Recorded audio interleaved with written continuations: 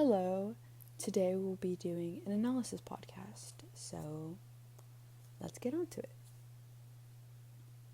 So, meet your host. Hello, I'm Ariana Malden and I'm a first year English major. I'm currently taking the course American Literature 20B with Dr. Raheja. So, today's analysis topic that I will be discussing in this podcast is the book We Are Water Protectors by Carol Lindstrom.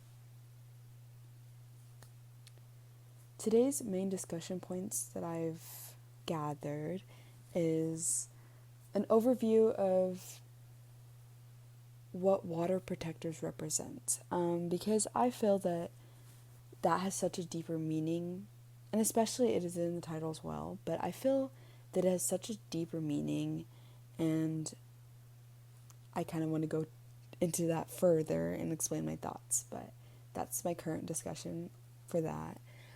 The next thing I want to be talking about as well later on is the deeper meaning behind the tactics used in the art, such as the colors, why specifically the illustrator chose to use watercolor paints. I feel that has a deeper meaning as well. And overall, I feel that usually, especially I guess this applies to really only children's books, or any just book with art, I suppose, and colors, but I feel when we analyze these type of books, we typically don't see how the colors and the illustrations and the type of small details can really affect the story overall, but I feel that this has such a deeper meaning, and it correlates to kind of being a water protector, which I will go into further eventually, but yeah. So I want to talk about that as well. My next discussion topic is currently how capitalism is ruining preserved lands and Mother Nature as we know it. What I mean by that is we see so many of our lands getting either trees are being removed or lakes are being, kind of filled in, or all of that, just so we can build more homes or build more suburbanization. So I kind of want to talk about how our lands are being affected and how our people as well, because some of especially indigenous people live and have native lands that are currently just being taken over only because of overpopulation and needing to build in every plot of land we can find. So I want to talk about that in the later slides. And next I want to state my main argument or my thesis and kind of resolutions that I feel that we as people can do to solve this, because I do feel that with hard work the main issue here, which I will later discuss, can be solved. So that's what I will be talking about in later slides. Okay, so now we will be going over what is the story about, because I feel that I should include some insight before I continue with this podcast. So basically, We Are Water Protectors is a story about how important water, land, air is so essential and sacred and something that really needs to be protected. I felt that the story almost felt like people who love where they're from. They love the water, they protect it, they grow. It really is something so special that they felt that they need to really protect. And it almost feels like a community. This story mainly represents indigenous native people. So to me this felt like it was a community. And this story goes into how much they care for the nature, and how much that they refuse to, I guess one can say, conform to current societal norms, which can be building so much land, such as like buildings, or really polluting their air, or they don't want to form to that, like, societal norms these days. And I feel that the story represents them trying to fight off that, because in the story we hear of this thing being called the Black Snake.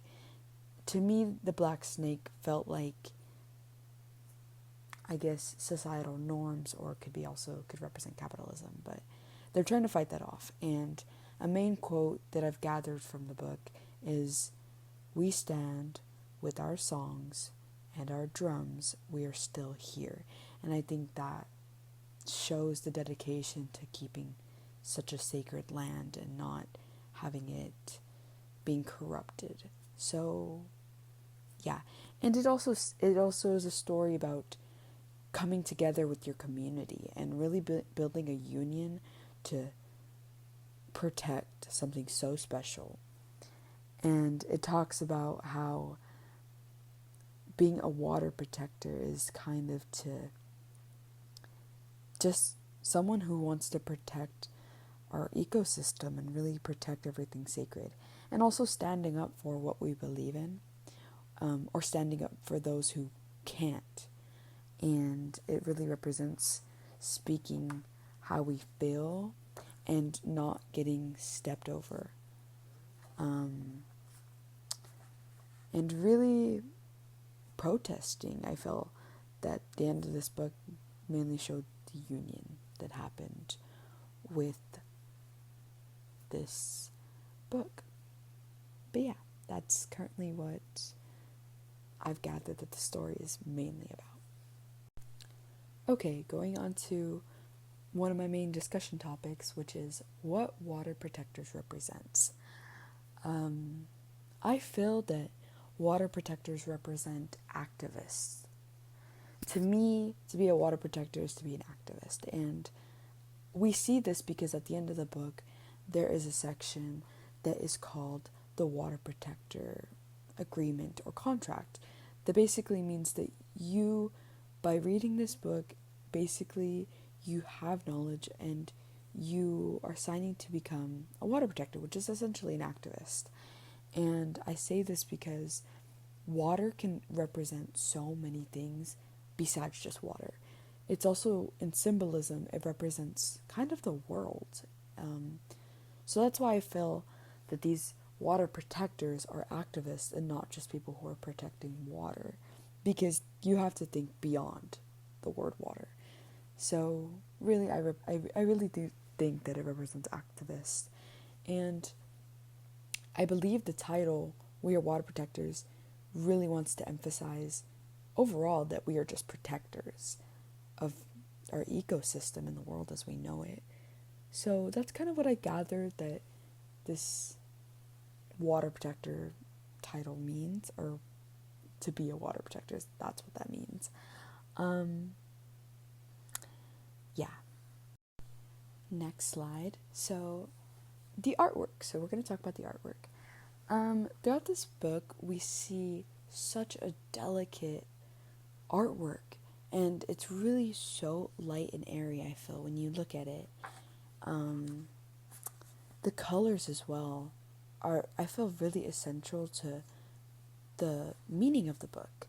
The main color we do see, though, is blues. I've gathered that is the main color that the illustrator decided to use, and the illustrator is Michaela Gyode, I believe that's how you say it, but yeah. And she uses a lot of blue, which typically can represent hope, but also sadness. And I think hope is in the way that we want to have hope that we could protect what we find so sacred, but also sadness in the way that the things that we want to care about and what they have to face, and kind of the fear of not being able to protect something. But we also see purples as well, and we see hints of orange,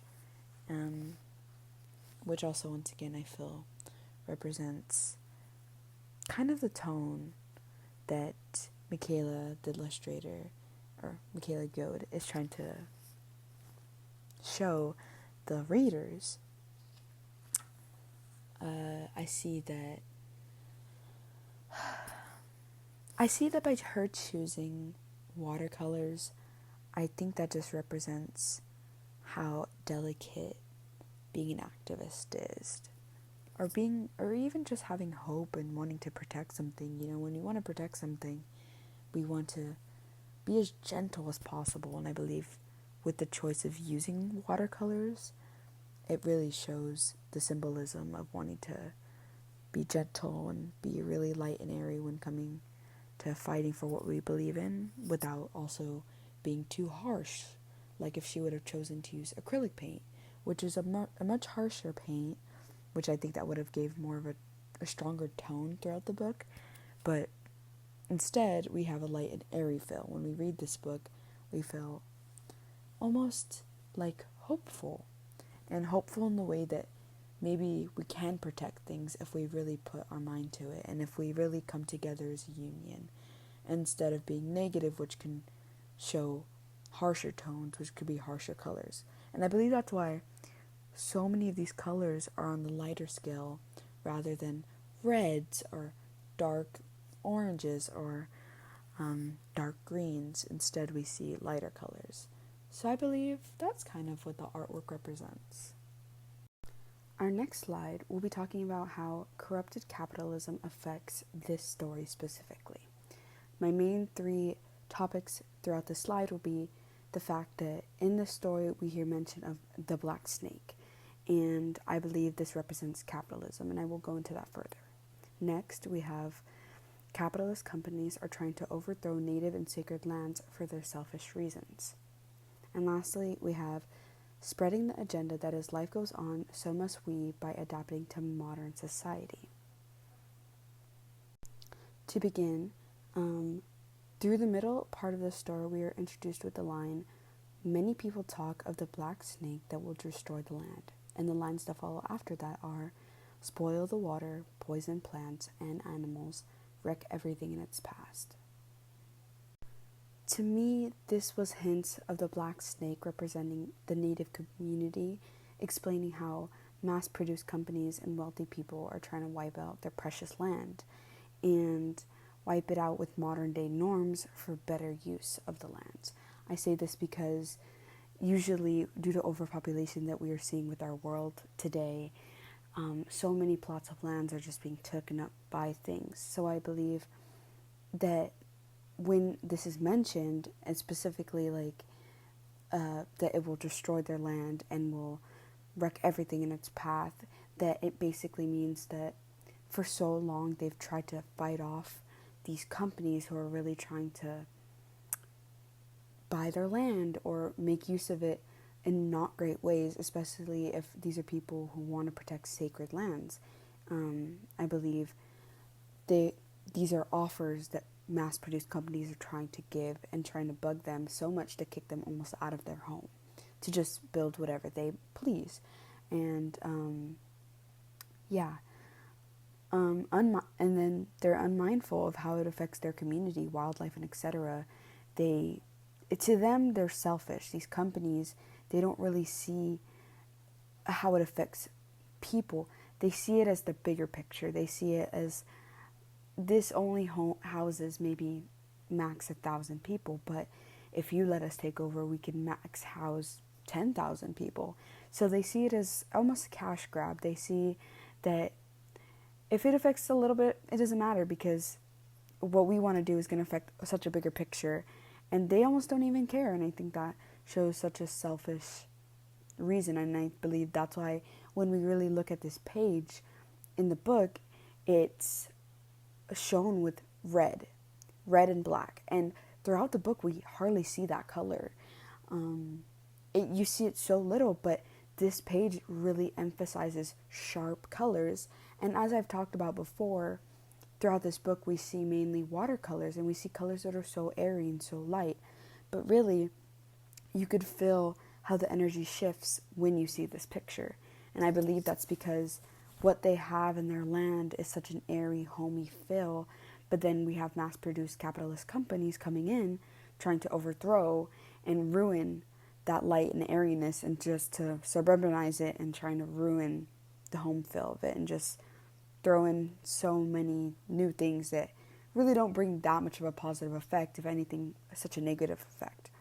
And also, how they're very unmindful about the wildlife and etc. is that, like, these animals need homes, and by replacing the trees, filling in the water, and removing it to build buildings, homes, stores, where did these animals go?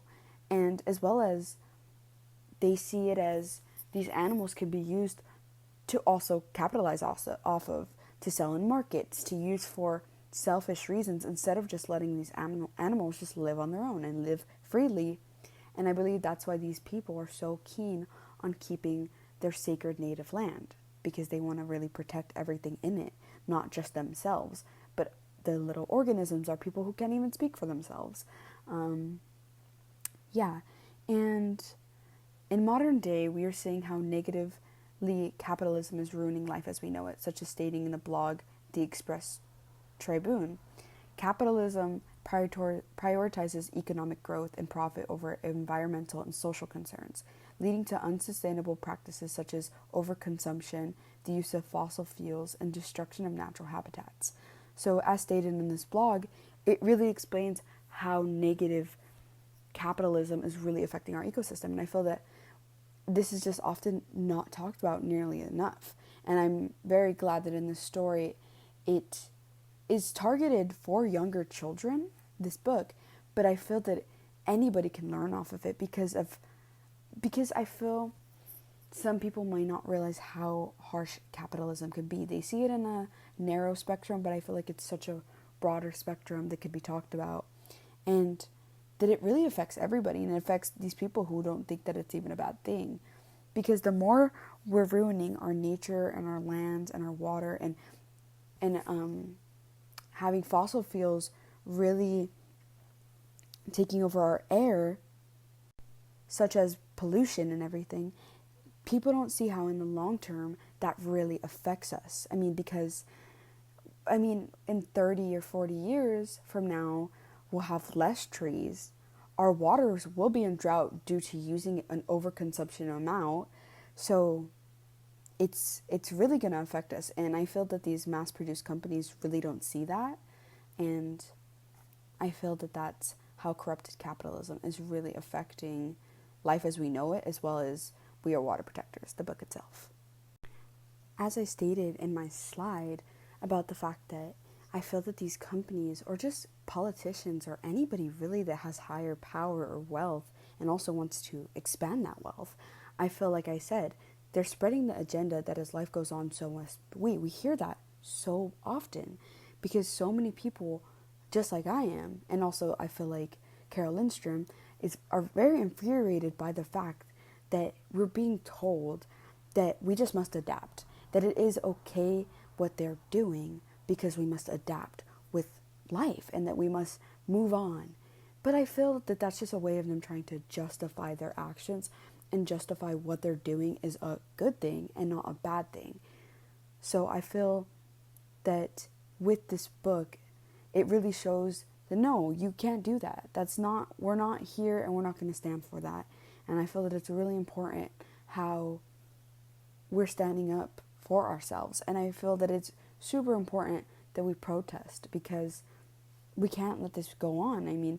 It will have severe, severe negative effects if we let companies keep deeming our opinions and our values and our speech by just lying and spreading false agendas that this will positive affect us. When in reality, I actually don't feel this affects us. Especially, it depends where you come from. I come from a place of lower income families and etc. And constantly I'm seeing so many new plots of homes are being replaced where once trees were. And as living in a lower income, they're raising these prices to so high. And I think, how does this really affect, how does this positively affect my community? When in reality, this is only ideally for the rich and the wealth. And I feel that they don't consider how these type of actions affect lower incomes or Native Americans, indigenous people. So I feel that's how corrupted capitalism is seriously affecting this story and society as a whole. In my next slide, I will be talking about my main argument that I have gathered from this book itself. I argue that we need to begin to be taking climate change seriously in order to prove that we must begin to protect the ecosystem that is at risk in today's generation, thus being protectors in our current generation. I feel that the main resolution to this is by simply starting off by standing up for what you believe in and making your voice known. Secondly, by adopting healthier environmental habits, such as the way we go about doing things in our life. I say this because I feel that when people really think about the state of the world, they see it in much as a negative way of, oh, everything's going so bad, everything's going down. But they don't stop to think about, what could I do to help improve? So I believe we need to be more positive in order to make a real change. And I feel that the ways we could do that are just honestly changing our habits. I mean, so many people use an overconsumption amount of water. And I feel that in reducing our amount of water intake will really help the water in the droughts that we begin to see almost all the time. And as well as really limiting our use of plastics, because so often these plastics are just ending up in our oceans, and that really does affect our ecosystem. So I feel that by being water protectors, aka activists, because I believe that's what it stands for, we can really just reduce the amount of plastic we use. Because in reality, people don't, I feel that it's a selfish mindset. People don't realize how, just because it doesn't affect them, it doesn't affect somebody, you know? And I feel that people don't realize that this affects wildlife. It affects animals living in our oceans. I mean, so many times people buy soda packs and they have plastics around it, and we see so often that animals in our oceans get caught up in that. And I feel that if we can limit our use of plastic, that can really make just a difference. As well as, I feel so many times people set fires in such wrong places. And one, this pollutes our air with smoke. And two, so many times people are so restless, and oftentimes these lead to wildfires. We live in California, and so many times we are seeing plots of land being burned down. And the reasons typically are as small as like campfires, or as big as somebody being so selfish and throwing cigarettes, or not being mindful of what they're throwing on the ground, and it burning essentially the whole plot of land and trees. And I don't think people stop to realize how that affects everyone, and not even just them. Lastly, I just want to wrap it up and mainly talk about how the main resolution to this all is honestly just standing up for what you believe in. I feel that often people are so scared to voice their opinions, especially about things that they're passionate about. And I feel that can really make a difference, to just voice how you feel, or to even just tell somebody that you may know who is not careful or conscious of their overconsumption, or etc. I feel that even just voicing and just even educating somebody can really make such a difference. Because I feel that often, sometimes we feel that we're just one singular person and that we can't make a difference. But I feel like even one person can make a difference by even spreading your knowledge. Then we have two people. And then if that person spreads that, then it can double and double. And really just having these conversations is, I think, the big part of starting to solve things. And I think that that's what we must do in order to finally work our way to maybe solve this somewhere down the line. Lastly, we have our last slide, which is my works cited page. I used the book We Are Water Protectors by Carol Lindstrom, and the source, my secondary source that I used, was from the Express Tribune by Abdul Sabir. And that's pretty much it for today's podcast, and I just want to thank you for tuning in, and That's all.